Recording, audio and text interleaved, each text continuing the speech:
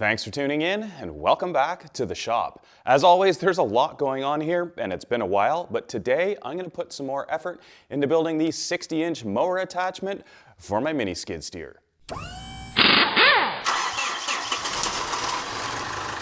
Well, if you missed the first episode of this build, my plan here is to take this 60-inch mower deck with a 15 horsepower Lifan engine, make a sort of subframe for it that it can float under, that connects with the quick connect plate to the front of my MS323W wheeled mini skid. Now I've cheated a little bit and done a bit of work since the end of the last video, but I can catch you up on what I've done really quickly. First off, I've removed the PTO shaft and installed a pulley on the input to the deck, and I've also installed a pulley on the output of the engine and 3D printed a little nose cone cover to cover up all the empty space. Engine is sitting just obviously roughly on a chunk of plywood under there. I just wanted to kind of get the location of this frame somewhere in the neighborhood of where it should be so we could do the next step. But the biggest difference from where we left off last time is I did a bit more thinking on these front wheels. Although in the first place they kind of look like a nice fit, just going to be too much work to turn these into a Castor style wheel. So we're going to start by scrapping that yet again and bringing in these. That's the starting point. We're going to need to make some swivels up here. And I looked around online and I really couldn't find a swivel caster in the size or weight capacity that I wanted. They're either too big or too small for what I'm trying to do and generally way too expensive. So I got to thinking, there's got to be some form of simple but really strong and common kind of load-bearing axle pivot setup. And you could use like a trailer axle, wheel stub hub, but again, you're getting into a whole bunch of money. And I don't need something that's that strong. There's got to be something that's common, that's kicking around everywhere, that people have all over the place. That's right, I'm going to make swivel casters using mower deck spindles. And these spindles are about 30 bucks a piece, brand new, double bearing. That should more than take the load. So 30 bucks for a spindle, and these tires were about 35 bucks a piece. I'm talking Canadian, so you're like 50 cents American total there. And that's what we're gonna work with to make pivoting casters on the front of this mower deck. Now we need to mount these up here somehow, and box tube isn't the easiest, but I had an old chunk of, I believe this is 6x3 steel. I think it's 1/4 inch thick or so. So I took a chunk of this and I cut it in half on a little bit of an angle, put a 3-inch hole in it, and with that, we should have a decent spindle mount.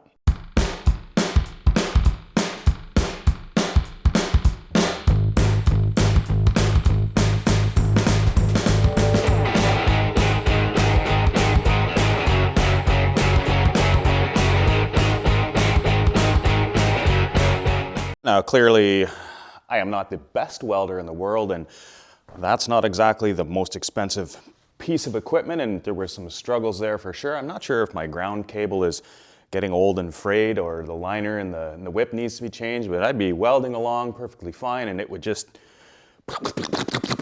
for a couple of seconds and then go back to perfectly fine. So some not so pretty stuff down there, but between me and the machine, we'll get it done. Next, I need to drill the 4 holes that the 4 bolts go through to mount the spindle to the bracket. And the easiest way, I think, of doing that is from the top. Always easier to drill from above than below. So I'm going to set that in place, drop my hole punch through, my center punch, sorry. I'm going to start by drilling that hole, and then I'll actually put each bolt in as I go so it doesn't have the ability to move around. First bolt in, pivot it around, get that centered, and we'll drill hole number 2. I think you get the point. Now that I've got the spindles mounted, I can start working on the part that's going to hold the wheel to the spindle. And by the way, if you're following along on this because you think you might want to try building one of these yourself, make sure you take a look at the video description because I'll put links in there to things like the spindles and the wheels, the engine and the pulleys, and all of those things that I've purchased to make this project work for me. At least I hope it's going to work for me. And let me show you something else that I'm modifying on the skid steer. This attachment is one of many that I will be putting onto this skid steer, and you can have some control with the auxiliary hydraulics, but I also have and plan on using on more of my attachments some electric linear actuators, and they can be actuated by switches like this, which is what I've used in the past. I have 2 control directions for my linear actuator, but if you've operated a skid steer, you know while you're driving, you can't take your hands off the controls, otherwise your drive stops. When you're driving forwards and you need your hand, you can't let go. And I thought, there's gotta be a better way to do this. And there is, and I'm doing it. Other than the hydraulic functions, this joystick serves us no use. However, if we switch to this style of joystick, we can have 3 buttons to control it. But we need to put it in place. And you might think that that could be a pretty complicated process, but really it's not. This shaft here is really just a double-ended bolt, which you can unscrew from the hydraulic block. This is the little shaft or adapter piece that comes with the new joystick. And this is a bolt that I've cut off and turned the end down in my lathe. Now, you don't have to turn the end down, so that I can take this adapter, which I've cut in half. I can stick this on top of here, weld it in place, and now this joystick will fit on here. Fingers crossed, I can put a little TIG weld on here to hold the 2 halves together. Now, I'm no pro at TIG welding either, but even more so at TIG welding steel. Oddly enough, I'm more comfortable on aluminum. On top of that, I'm not in a comfortable position and I'm having to use the foot pedal with my knee to control the temperature. So you can see that a few times I hit the tungsten and shoot sparks everywhere. One final curveball. I don't actually have any steel TIG rod, so I'm using an old nail, but it's working. Maybe not the prettiest welds I've ever done, but it's welded. While that cools, I'm gonna go cut the 5-inch pieces of channel that I need to start the pivot castors. A quick cut on the horizontal bandsaw, and we have 2 pieces of channel cut, and the joystick weld has cooled off, and I've screwed it back in. Let's go take a look at that before we continue with the castors. So here's the original straight shaft for the little round joystick. We've tossed that, welded on the angled piece from the button joystick, which I cut in half from this one, so we're just top half here. And I've got it angled towards the back just because when you go forwards, if I didn't, I would have run into the handhold here. So that back angle works out fairly well. And you might think it'd look weird with a joystick on a back angle, but these joysticks are actually a little bit curved, so it's pretty close to straight. So I'm gonna drop the boot back on here, I'll drop the power cord through, and then we'll screw the joystick on. And here we are. Now we have a joystick on one side with 3-button control. And down underneath here, I've got a zip tie just holding the wiring in place. I'll pop the boot up over top of that. You can see the angle that it's on. It's not too bad. Switch hands here. Normally I would hold here and I'll use my thumb to push forward or pull back. And now I can do the same thing and have the 3-button controls on there. Now that I have buttons on here, we've run some new wiring. I've put a Deutsch plug down here, and that's gonna allow me to have an engine kill switch as well as engage and disengage the blades. And that can be engine kill and engage, disengage. I now have all the functions here. I do have a second joystick I'm gonna put on the other side. I'm gonna run a second Deutsch cable connector down the other side.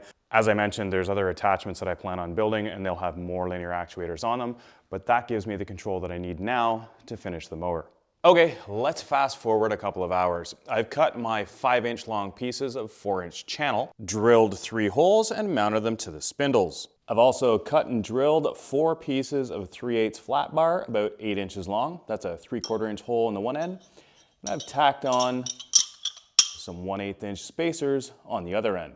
Where am I going with this? Well, the center of rotation of the spindle is about 2.5 inches behind the back edge. And if I drop that back edge straight down to the center of my axle, that should give me about a 2.5 inch trail from the center or the pivot point of the spindle, which means the wheels should always be in line with whatever direction I'm traveling. Why the spacer blocks? Well, unfortunately, The tire is just not quite narrow enough to properly fit in there, but with a little spacer, we can slide the 3/4 inch axle through, and we end up with a free spinning wheel, well, other than the 9-mile long axle, that can spin around freely.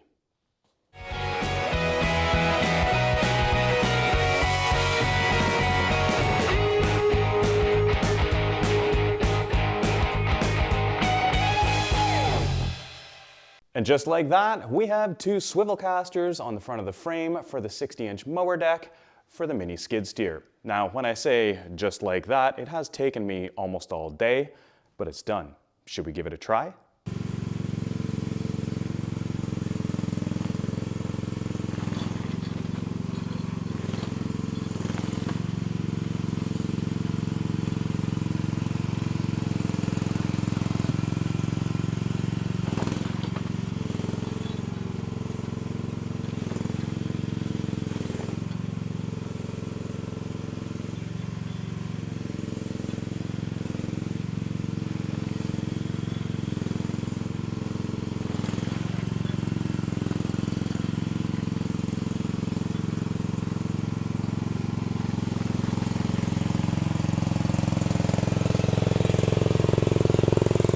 Well, I don't know about you, but I consider that a working prototype. I've still got some work to do cleaning up welds.